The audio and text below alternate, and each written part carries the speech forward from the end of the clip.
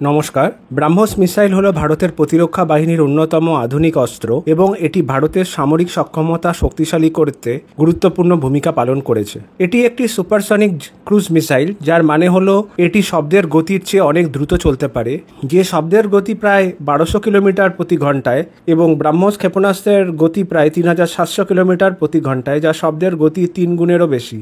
এর ফলে ব্রাহ্মস বিশ্বের অন্যতম দ্রুততম এবং শক্তিশালী মিসাইল হয়ে উঠেছে। ক্রুজ মিসাইলে শব্দটির এই কারণে ব্যবহৃত হয় কারণ মিসাইলটি লক্ষ্যবস্তু নামার সময় একটি স্থির নিয়ন্ত্রিত ফ্লাইট পথ বজায় রাখে, যা সঠিকতা এবং কার্যকারিতা বাড়িয়ে তোলে। ব্রাহ্মস মিসাইলের প্রয়োজনীয়তা 1999 সালের কার্গিল সংঘর্ষের পরে উঠে আসে, যা ভারত এবং পাকিস্তানের মধ্যে হয়েছিল। এটি সংঘর্ষিত দ্রুত এবং কার্যকারী অস্ত্রের গুরুত্ব তুলে ধরেছিল, যেগুলি সংকটকালে দ্রুত মোতায়েন করা যেতে পারে। ব্রাহ্মস মিসাইল সেই প্রয়োজনের একটি সমাধান হিসেবে উদ্ভূত হয়েছিল, যার লক্ষ্য ছিল ভারতের একটি দ্রুত মোতায়েনযোগ্য এবং যুদ্ধ পরিস্থিতিতে উচ্চ ক্ষমতা সম্পন্ন মিসাইল সরবরাহ করা।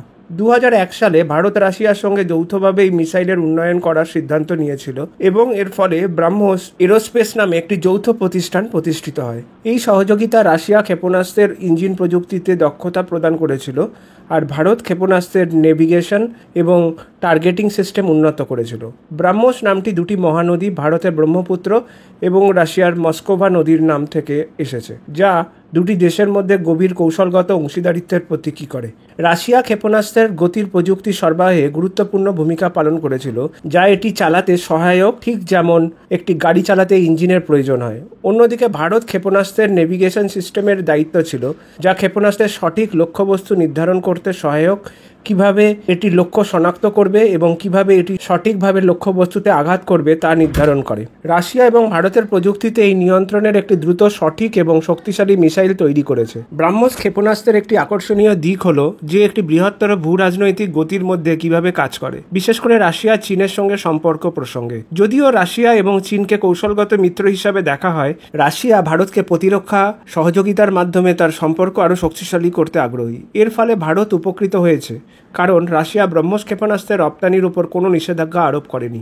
আসলে এই মিসাইল এখন ভারতের প্রতিরক্ষা রপ্তানির একটি গুরুত্বপূর্ণ অংশ। ফিলিপিন্স এবং ভিয়েতনাম, যাদের চীনের সঙ্গে উত্তেজিত সম্পর্ক রয়েছে, বর্তমানে ব্রাহ্মস ক্ষেপণাস্ত্র গ্রাহক এরাই।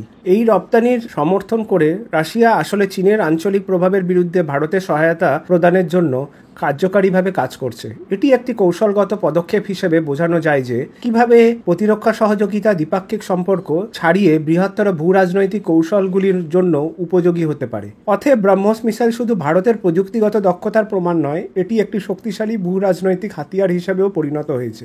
এটি ভারতকে তার প্রতিরক্ষা সক্ষমতা বাড়াতে সাহায্য করেছে, পাশাপাশি রাশিয়ার থেকে এশিয়া প্যাসিফিক অঞ্চলে প্রভাব বজায় রাখতে সহায়ক ভূমিকা পালন করেছে। ফিলিপিন্স এবং ভিয়েতনামের মতো দেশগুলি এই ক্ষেপণাস্ত্রের রপ্তানি দেখায় যে ব্রাহ্মস শুধু একটি অস্ত্র নয়, এটি একটি কৌশলগত কূটনীতি যা অঞ্চলের শক্তির ভারসাম্য রক্ষা করতে সহায়ক, বিশেষ করে চীনের প্রভাবের বিপরীতে। সুতরাং ব্রাহ্মস ক্ষেপণাস্ত্রের গল্প শুধুমাত্র প্রযুক্তিগত উদ্ভাবন, প্রতিরক্ষা সহযোগিতা এবং কৌশলগত ভূ রাজনৈতিক পদক্ষেপের একটি উদাহরণ।